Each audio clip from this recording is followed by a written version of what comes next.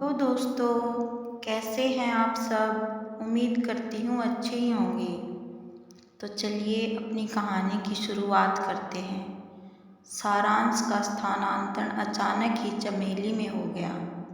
यहाँ आकर उसे नया अनुभव हो रहा था। एक तो पहाड़ी इलाका, उस पर जान पहचान का कोई भी नहीं। पहाड़ी इलाकों में मकान दूर दूर होते हैं।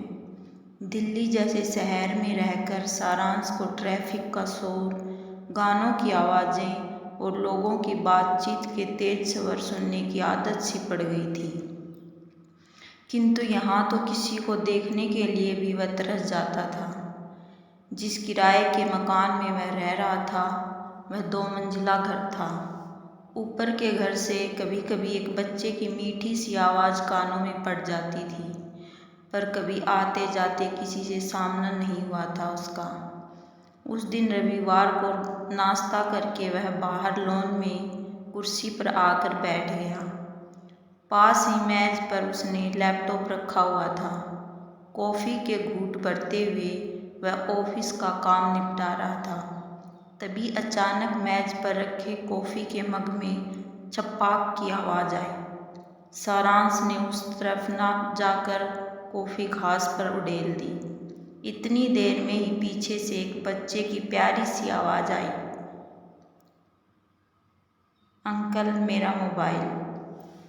सारांश ने मुड़कर बच्चे की ओर देखा और मुस्कुराते हुए पास रखे टिश्यू पेपर से कॉफ़ी में गिरे हुए फ़ोन को साफ करने लगा। लाइए अंकल, मैं कर लूँगा, कहते हुए बच्चे ने अपना नन्हा हाथ आगे बढ़ा दिया। किंतु फ़ोन सारांश ने साफ कर दिया था और बच्चे को थमा दिया। बच्चा जल्दी से फ़ोन को ऑन करने लगा, लेकिन कई बार कोशिश करने के बाद भी वह ऑन नहीं हुआ। बच्चे का मासूम चेहरा रुआंसा हो गया। उसकी उदासी दूर करने के लिए सारांश बोला, अरे वाह, तुम्हारा फ़ोन तो छलांग मारकर मेरी कॉफ़ी में कूद गया था। अभी स्विमिंग पूल से निकला है तो थोड़ा आराम करने दो, फिर ऑन करके देख लेना। चलो थोड़ी देर मेरे पास बैठो, नाम बताओ अपना। अंकल मेरा नाम प्रियांश है, पास रखी दूसरी कुर्सी पर बैठता वह बोला। पर यह मोबाइल ऑन नहीं हो रहा है, खराब हो गया है क्या? चिंतित होकर वह सारांश की ओर देखने लगा।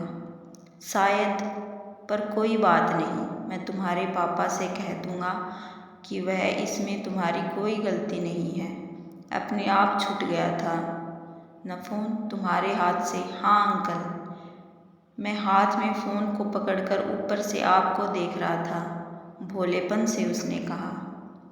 फिर तो पापा ज़रूर नया फ़ोन दिला देंगे तुम्हें। हाँ, एक और बात, तुम इतने प्यारे हो कि मैं तुम्हें चुनमुन नाम से बुलाऊंगा, ठीक है? सारांश ने स्नेह से प्रियांश की ओर देखते हुए कहा। बुला लेना चुनमुन ने कहकर मम्मी के भी कभी कभी मुनमुन कह लेती है मुझे, पर मेरे पापा तो बहुत दूर रहते हैं मुझसे, कभी मिलने भी नहीं आते। अब मैं नानी से फ़ोन पर बात कैसे करूँगा, कहते हुए चुनमुन की आंखें डबडबा गई। सारांश को चुनमुन पर तरस आ गया। प्यार से उसके गालों को थपथपाता हुआ वह बोला, चलो हम दोनों बाजार चलते हैं, मैं दिला दूँगा तुमको मोबाइल फ़ोन। पर अंकल, मेरी मम्मी नहीं मानेगी ना? चुनमुन ने नाक चढ़ाते हुए ऊपर अपने घर की ओर इशारा करते हुए कहा। अरे आपकी मम्मी को मैं मना लूँगा, हम दोनों तो दोस्त बन गए हैं ना। तुम्हारा नाम प्रियांश और मेरा नाम सारांश, चलो तुम्हारे घर चलते हैं, कहते हुए सारांश ने चुनमुन का हाथ थाम लिया और सीढ़ियों पर चलना शुरू कर दिया। दरवाजे पर नाइटी पहने खड़ी गौरवर्ण की आकर्षक महिला शायद चुनमुन का इंतजार कर रही थी। सारांश को देखकर वह एक बार थोड़ी सकपकाई, फिर मुस्कुराकर अंदर आने को कहते हुए आगे आगे चलने लगी। भीतर आकर सारांश ने अपना परिचय दिया। उसके बारे में वह केवल इतना ही जान पाया कि उसका नाम शीतल है और पास के ही एक विद्यालय में अध्यापिका है। चुनमुन ने मोबाइल की घटना एक सांस में बता दी शीतल को, और साथ ही यह भी कि अंकल ने उसका नाम चुनमुन रखा है, इसलिए शीतल भी उसे इसी नाम से बुलाया करे।